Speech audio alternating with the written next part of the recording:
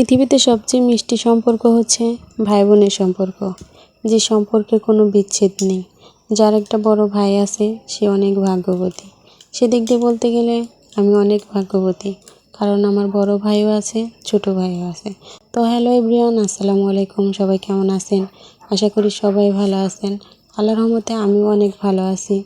যেদিক দিয়ে দেখতে পাচ্ছেন আমার কিছু পার্সেল এসেছে, আমার ভাইরা রিসিভ করে নিয়ে এসেছে। এই কার্টুনের ভিতরে আছে হচ্ছে মরিচের চারা। এই যে এগুলো সব বের করে রাখছে, কারণ এগুলো সারা রাত ভরে গাড়িতে এসেছে। কারণ এত সময় যদি এটার ভিতরে থাকে চারাগুলো নষ্ট হয়ে যাবে, এর জন্য সবগুলো বের করে একটা কাগজ বিছিয়ে এখানে সব আলাদা আলাদা করে রেখে দেবে।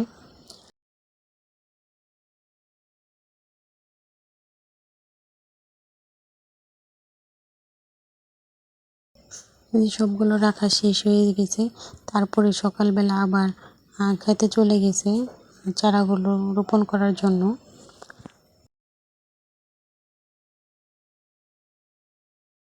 আসলে আমার ভাইরা কিন্তু আমার কাজে অনেক হেল্প করে, কারণ আমার ভাইরা যদি আমার কাজে হেল্প না করতো তাহলে হয়তো আমি এই কাজগুলো করতে পারতাম না। কারণ আমার বাড়িতে ওরকম কোনো লোক নেই যে আমার ভাইরা রাত 3টের সময় উঠে মোটর সাইকেল নিয়ে তারপরে চারাগুলো রিসিভ করার জন্য গিয়েছিল। তারপরে ভোর 5টার সময় বাড়িতে আসছে চারাগুলো নিয়ে। তারপরে আবার এগুলো খেতে করছে। আমি কামলা নিতে পারতাম, কিন্তু ভাই বললো যে কামলারা মানে নিজের মতো করে কাজ করবে না, আর এই মরিচের চারাগুলো অনেক যত্ন সহকারে বুনতে হয়, না হলে এগুলো মানে ভালো হয় না, মরে যায় এরকম। আমি 110% জমিতে এই মরিচের চারা রোপণ করতেছি। তো দিক দিয়ে আমার শ্বশুর, আমার ছেলে, আমার 2 ভাই, কিন্তু 4 জনেই মরিচের চারাগুলো লাগাইছে। তো 3 দিনেই হয়ে গেছে কাজগুলো। আমার ছেলেও মানে 3 দিনই ছুটি নিয়েছিল, ছুটি নিয়ে ওর মামাদের সাথে কাজ করেছে। তো 3 দিনে মরিচের চারাগুলো লাগানো হয়ে গেছে। আর এই সময়টা অনেক কাজ, আর আমরা যারা গ্রামে থাকি তারা সবাই জানেন যে এই সময়টা আমাদের কতটা কাজ থাকে। শীতকালীন সবজি লাগানো, তারপরে হচ্ছে সরিষা, ধানের বীজটা, এগুলো সব কিছু এই সময় লাগাতে হয়। তো সময় বের করতে পারিনি, তার মধ্যে কী করব, ভাইয়েরা আমার জন্য এত কিছু করছে, আমার তো মানে না পারলেও তো কিছু তো একটা করতেই হবে।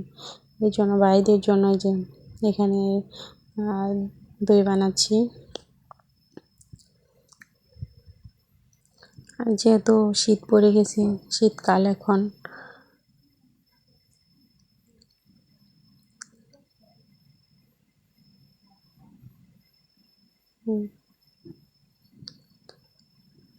দই আর হচ্ছে হলো কিছু শীতের মানে পিঠা, ভাপা পিঠা, এটি বানিয়েছি। আর সময় পাইনি, আর কি করব, কিছু করতে পারিনি।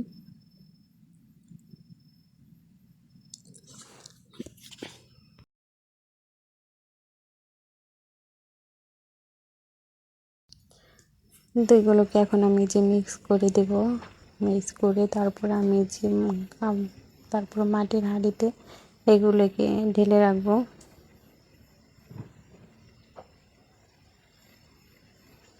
এদিক দিয়ে দেখেন সকাল হয়ে গেছে, আর আমার এই যে দইগুলো পারফেক্টভাবে জমে গেছে।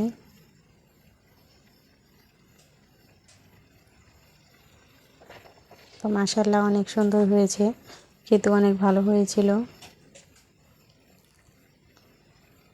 এটার মধ্যে একটু কাগজটা লেগে গেছিলো, এর জন্য একটু দাগ হয়ে গেছে।